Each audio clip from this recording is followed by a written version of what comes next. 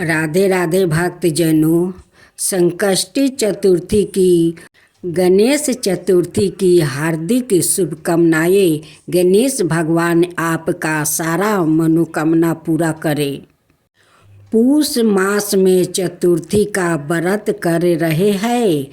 व्रत धारियों को दोनों हाथों में पुष्पा लेकर श्री गणेश जी का ध्यान तथा पूजन करने के पश्चात पूष गणेश चतुर्थी की यह कथा अवश्य ही पढ़ना अथवा सुनना चाहिए। संकष्टी गणेश चतुर्थी के दिन श्री गणेश के दर्शन और व्रत करने का बहुत महत्व है। पूष गणेश चौथ व्रत कथा के अनुसार एक समय रावण ने स्वर्ग के सभी देवताओं को जीत लिया। वो संध्या करते हुए बलि को पीछे से जाकर पकड़ लिया। वानर राज बलि रावण को अपने बगल में दबाकर किष्किंधा नगरी ले आया और अपने पुत्र अंगद को खेलने के लिए खिलौना की तैर से दिया। अंगद रावण को खिलौना समझकर रस्सी से बांधकर इधर उधर घूमते रहते थे। इससे रावण को बहुत कष्ट और दुख होता था। एक दिन रावण ने दुखी मन से अपने पितामह पुलस्त्य जी को याद किया। रावण की यह दशा देखकर पुलस्त्य ऋषि ने विचार किया, रावण की यह दशा क्यों हुई। उन्होंने मन ही मन सोचा, अभिमान हो जाने पर देव, मनुष्य, असुर सभी की यानी गति होती है। पुलस्त्य ऋषि ने रावण से पूछा कि तुमने मुझे क्यों याद किया है। रावण बोला, पितामह, मैं बहुत दुखी हूँ। यह नगरवासी मुझे धिक्कारते हैं और अब ही आप मेरी रक्षा करें। रावण की बात सुनकर पुलस्त्य जी बोले, रावण, तुम डरो नहीं, तुम इस बंधन से जल्द ही मुक्ति हो जाओगे। तुम विघ्न विनाशक श्री गणेश जी का व्रत करो। पूर्व काल में वृत्रासुर की हत्या से छुटकारा पाने के लिए इंद्रदेव ने भी इस व्रत को किया था। इसलिए तुम भी विघ्न विनायक श्री गणेश जी के इस व्रत को अवश्य करो। तब पिता की आज्ञा अनुसार रावण ने भक्ति पूर्वक इस व्रत को किया और बंधन रहित हो अपने राज्य को पूर्ण प्राप्ति किया। मान्यता अनुसार जो भी श्री गणेश भक्त पूष मास की संकष्टी चतुर्थी पर इस व्रत को श्रद्धा पूर्वक करते हैं, उन्हें सफलता अवश्य ही प्राप्ति होती है। यानी के काल की कथा अनुसार पतिव्रता सती सावित्री के पति सत्यवान को लेने जब यमराज धरती पर आए तो सत्यवान की पत्नी ने यमराज से अपने पति के प्राण वापस मांगने की प्रार्थना की। उसने यमराज से कहा कि वो उसके सुहाग को वापस लौटा दे, मगर यमराज ने उसकी बात नहीं मानी। इस पर सावित्री अन्न जल त्याग कर अपने पति के मृतक शरीर के पास बैठकर विलाप करने लगी। काफी समय तक सावित्री के हड्ड को देखकर यमराज को उस पर दया आ गई। यमराज ने उसे वर मांगने को कहा। इस पर सावित्री ने कई बच्चों की माँ बनने का वर मांग लिया। सावित्री पतिव्रता नारी थी और अपने पति के अलावा किसी का बारे में सोच भी नहीं सकती थी। तो यमराज को भी उसके आगे झुकना पड़ा और सत्यवान को जीवित कर दिया। तभी से अखंड सौभाग्य की प्राप्ति के लिए महिलाएं सावित्री का अनुसरण करते हुए निर्जला व्रत करती है। अब दूसरा करवा चौथ व्रत कथा। एक साहूकार का 7 लड़के और 1 लड़की थी। एक बार कार्तिक मास की कृष्णा पक्ष की चतुर्थी तिथि को सेठानी सहित उसकी 7 बहुओं और उसकी बेटी ने भी करवा चौथ का व्रत रखा। रात्रि के समय जब साहूकार के सभी लड़के भोजन करने बैठा तो उन्होंने अपनी बहन से भी भोजन कर लेने को कहा। इस पर बहन ने कहा, भाई अभी चांद नहीं निकला है, चांद के निकलने पर उसे अर्घ देकर ही आज वो भोजन करेगी। साहूकार का बेटे अपनी बहन से बहुत प्रेम करता था। उन्होंने अपनी बहन का भूख से व्याकुल चेहरा देखकर बेहद दुखी हुआ। साहूकार का बेटा नगर के बाहर चला गया और वहाँ एक पेड़ पर चढ़कर अग्नि जला दिया। घर वापस आकर उन्होंने अपनी बहन से कहा, देखो बहन, चांद निकल आया है, अब तुम उन्हें अर्घ देकर भोजन ग्रहण करो। साहूकार की बेटी ने अपनी भाभियों से कहा, देखो भाभी, चांद निकल आया है, तुम लोग भी अर्घ देकर भोजन कर लो। ननद की बात सुनकर भाभियों ने कहा, ननद जी, अभी चांद नहीं निकला है, तुम्हारे भाई धोखे से अग्नि जलाकर उसके प्रकाश को चांद का रूप में तुम्हें देखा रहा है। साहूकार की बेटी अपनी भाभियों की बात को अनसुनी करते हुए भाइयों द्वारा दिखाया गया चांद को अर्घ देकर भोजन कर लिया। इस प्रकार करवा चौथ का व्रत भंग करने के कारण विघ्न हारता भगवान श्री गणेश साहूकार की लड़की पर क्रोध हो गया। गणेश जी की क्रोधता के कारण उस लड़की का पति बीमार पड़ गया और घर में बचा हुआ सारा धन उसकी बीमारी में लग गया। साहूकार की बेटी को जब अपने किए हुए दोष का पता लगा तो उसे बहुत पछतावा हुआ। उसने गणेश जी से क्षमा प्रार्थना की और फिर से विधि विधान पूर्वक चतुर्थी का व्रत शुरू कर दिया। उसने उपस्थित सभी लोगों का श्रद्धा अनुसार आदर किया और तदुपरांत उनसे आशीर्वाद ग्रहण किया।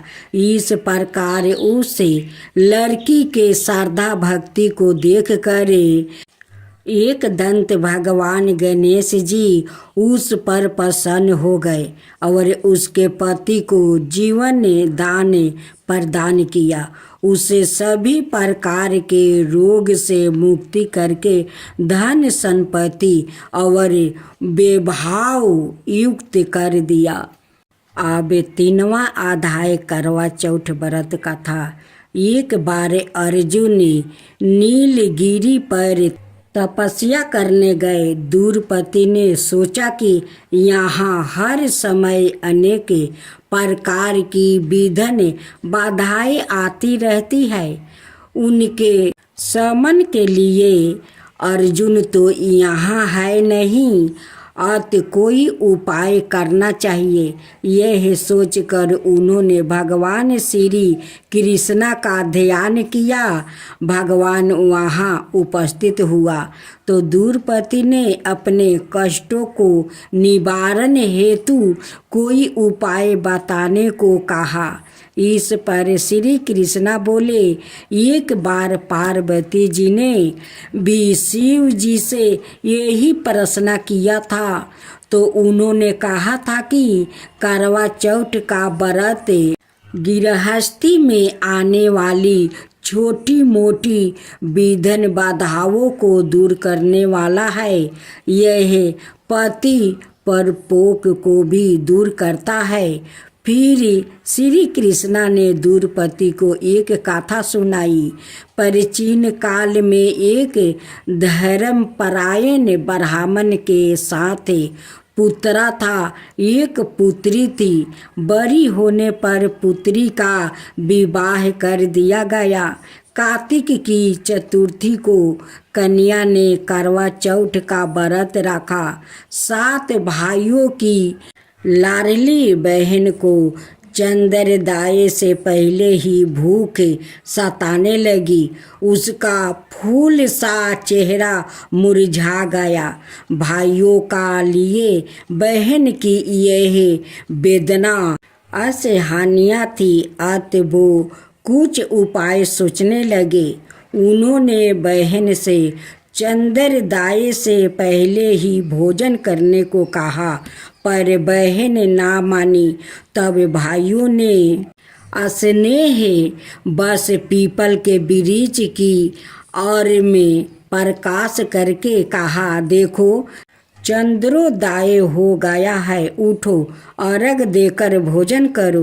बहन उठी और चंद्रमा को अर्घ देकर भोजन कर लिया। भोजन करते ही उसका पति मर गया। वो रोने चिल्लाने लगी। संयोग से इंद्राणी देवदासियों के साथ वहाँ से जा रही थी। रोने की आवाज़ सुन वो वहाँ गई और उसे रोने का कारण पूछा। ब्राह्मण कन्या ने सब हाल कह सुनाया। तब इंद्राणी ने कहा, तुमने करवा चौथ का व्रत में चंद्रोदय से पूर्व ही अन्न जल ग्रहण कर लिया है। इसी से तुम्हारे पति की मृत्यु हुई है। अब यदि तुम मृत्यु पति की सेवा करती हुई 12 महीना तक प्रत्येक चौथ को यथा विधि व्रत करो, फिर करवा चौथ को विधिवत गौरी शिव गणेश कार्तिकेय सहित चंद्रमा का पूजा करो और चांद उदय के बाद अर्घ देकर अन्न जल ग्रहण करो, तो तुम्हारे पति अवश्य जीवित हो उठेगा। ब्राह्मण कन्या ने अगले वर्ष 12 महीने की चौथ सहित विधि पूर्वक करवा चौथ का व्रत किया। व्रत के प्रभाव से उनका मृत्यु पति जीवित हो गया।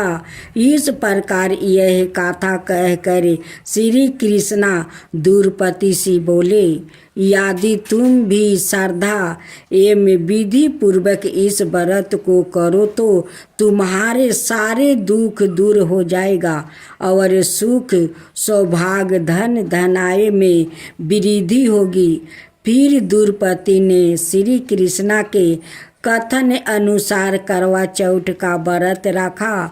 उस व्रत के प्रभाव से महाभारत के युद्ध में कौरवों की हार और पांडवों की जीत हुई। अब चौथा अध्याय करवा चौथ व्रत कथा।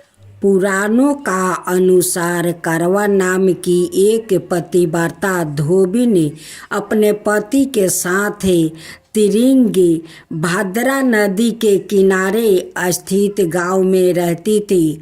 उसका पति बूढ़ा और निर्बल था। एक दिन जब वो नदी के किनारे कपड़े धो रहा था, तभी अचानक एक मगरमच्छ वहाँ आया और धोबी के पैर अपने दांतों में दबा कर यमलोक की ओर ले जाने लगा। वृद्धापति यह देख घबराया और जब उसे कुछ कहते नहीं बना तो वो करवा करवा कहकर अपनी पत्नी को पुकारने लगा। पति की पुकार सुनकर धोबी करवा वहाँ पहुँची तो मगरमच्छ उसके पति को यमलोक पहुँचाने ही वाला था। तभी करवा ने मगरमच्छ को कच्चे धागे से बांध दिया और मगरमच्छ को लेकर यमराज के द्वार पहुंची। उसने यमराज से अपने पति की रक्षा करने की गुहार लगाई और साथ ही यह भी कहा कि मगरमच्छ को उसके इस कार्य के लिए कठिन से कठिन दंड देने का आग्रह किया और बोली, हे भगवान, मगरमच्छ ने मेरे पति के पैर पकड़ लिया है। आप मगरमच्छ को इस अपराध के दंड सवाए रूप नरक भेज दे। करवा की पुकार सुन यमराज ने कहा, अभी मगर की आहू शेष है, मैं उसे अभी यमलोक नहीं भेज सकता। इस पर करवा ने कहा, अगर आपने मेरे पति को बचाने में मेरी सहायता नहीं की तो मैं आपको श्राप दूंगी और नष्ट कर दूंगी। करवा का साहस देख यमराज भी डर गया और मगर को यमपुरी भेज दिया। साथ ही करवा के पति को लंबी आयु होने का वरदान दिया। तब से कार्तिक कृष्णा की चतुर्थी को करवा चौथ व्रत का प्रचलन में आया, जिसे इस आधुनिक योग में भी महिलाएं अपने पूरी भक्ति भाव के साथ करती है और भगवान से अपनी पति की लंबी उम्र की कामना करती है। करवा माता की आरती। ओम जय करवा मैया, माता जय करवा मैया, जो व्रत करे तुम्हारा पार करो नैया। ओम जय करवा मैया। सब जग की हो माता, तुम हो रुद्रानी, यश तुम्हारा गावत जग के सब प्राणी। ओम जय करवा मैया। कार्तिक कृष्णा चतुर्थी जो नारी व्रत करती, दीगर युपति हो में दुख सर हरती। ओम जय करवा मैया। होय सुहागिन नारी सुख संपत्ति पावे, गणपति जी बड़े दयालु विधन सब नासो। ओम जय करवा मैया। करवा मैया की आरती व्रत करे जो गावे, व्रत हो जाता पूरन सब विधि सुखी पावे। ओम जय करवा मैया। ओम जय करवा मैया। ओम जय करवा मैया।